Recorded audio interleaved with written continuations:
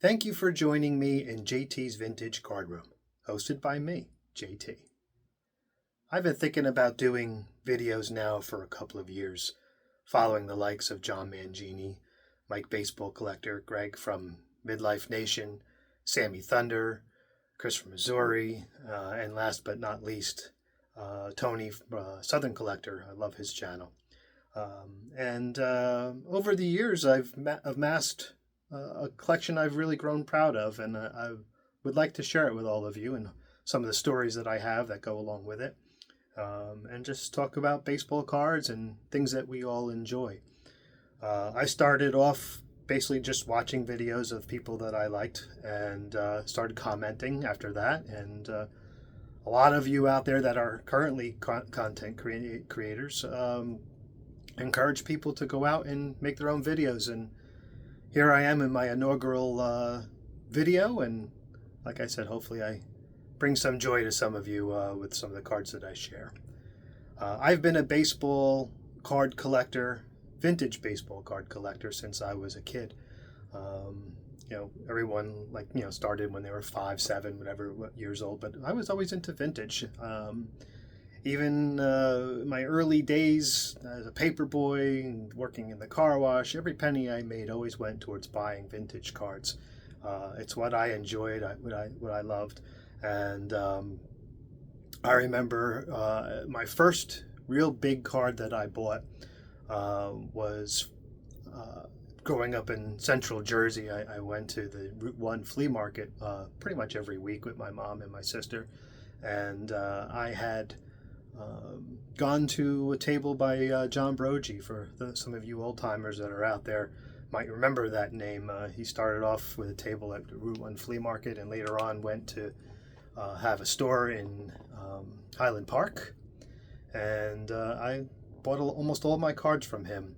The first big one that I bought, and what really got me started in the hobby, was a 1964 Pete Rose. He was my favorite player by far. Loved how how he tried on everything. I'm not sure he was the most gifted and talented player, but man, no one tried harder than him. He was the original try hard, I would say. Maybe, save for guys like Ty Cobb and stuff like that. But when I was growing up, he was the original try hard. And I just loved the guy, and I always looked in the newspaper at his stats and what he did each and every day. And I wanted a card of his, and I went to John's table and saved up enough money, and he had about 6 or 7 of them, and I picked out the one I liked the best, and happily, he had it for $20 for sale, and this is probably 80, 81 maybe. He had it for $20. I negotiated the price down to 19 and proceeded to run over to my mother to show her this great new prized possession that I had. When she asked me how much it was, I told her, and she grabbed me by the arm and walked me over to his table and thought he was taking advantage of a youngster. And John calmly explained to her that, I had good taste and that Pete Rose was certainly a hot player at the time, and that it was very possible that in 6 months the card might be $50, even though I only paid 19 for it. And sure enough, 6 months later, the give or take, that card was a $50 card. And, that was my first experience of buying to me, was at the time a very big card. I rationalized the whole thing, being the salesman that I am throughout my entire career. And my initial sales pitch was to my mother saying, and this will be my tagline for my videos, "We're just trading paper for cardboard." And that's what I told my mother. "I'm just trading paper for cardboard, Mom. That's all I'm doing." And that was my first foray into baseball cards. I don't have that original one anymore. I sold my collection when I was 21, 22, and bought a brand new Cutlass Supreme, which back then was a pretty hot car. I missed that car. But I sold almost all my collection with the exception of my T201 Mecha double folder set that I was very fond of, and a couple of 1938 Gaudy Bob Feller rookie I kept, and some 57 cards that I was fond of. This by the way, is the Pete Rose card that I replaced the original one with. Very nice example. I love this card. At the time when I bought it, I thought it was the rookie, not knowing the 63 was out there. To this day, I still don't have the 63. I think it's an ugly card. So I can't bring myself to spend the money to buy it, but this one is a beauty. I really enjoy this card. As I got further along into my collection, I used to go to shows. I remember my father taking me to a baseball card show, and I went in, and back in those days, he'd stand in the parking lot and send me in by myself, and he did things like that in the 70s.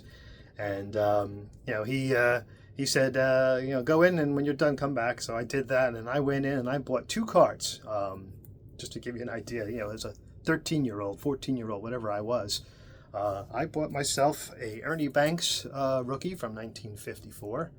Again, I don't have the originals, but this is what I replaced it with. The one I had was very similar to this, a 54 that was kind of a little bit on the high on the top, centering from the bottom.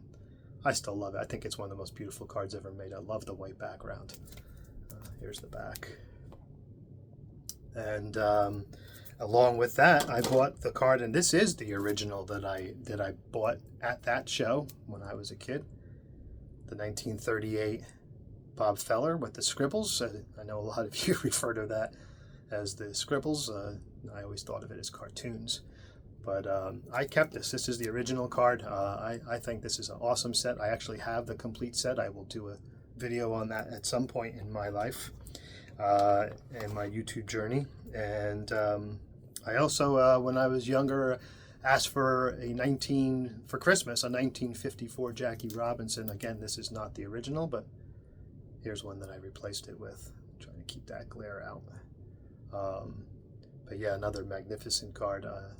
I just think these are amazing.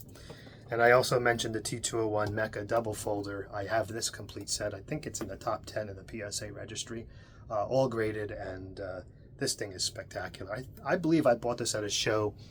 Again, this probably was the late 70s, for I think it was $1. And I just think it's a beauty, and I'm a big Walter Johnson guy. I have a lot of his cards, but this was the first one I ever got. This is my first entree into tobacco cards. As you'll come to learn, I have the full T206 set, my version of that, 518, not 520 or 24.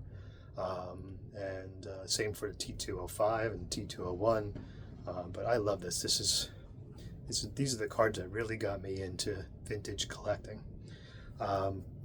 So yeah, I started getting involved in all that, and as I got older and got more interested in girls and cars and what have you, I sold almost everything, as I said, and didn't get right back into it until after kids and marriage and kids and all that other stuff, until really about 8 years ago, 2017, I think it was. The national show came to Atlantic City, and I went there with my son at the time, and started working on my 57 sets and finishing my T201s, and I got into it heavy, really heavy. And then of course the pandemic hit, and that's pretty much all I did. I've really come to put together a really nice collection. I have some pretty nice cards behind me. I'm sure, so if you wanted to, you can probably zoom in and check them out. I probably will do some kind of video on the sets of each of these, or the cards themselves, player runs, what have you. But I'm just really looking forward to doing videos for myself, really, and some of my friends, and hopefully some of you out there that might have similar interests as I do. And that's pretty much it. I don't want to keep my first video to be too long. Just wanted to say, remember, all we're doing is trading paper for cardboard. Be responsible with that, but just trading paper for cardboard, and having a lot of fun doing it. Thank you for watching, and hope to have something out to you again soon. Have a great day.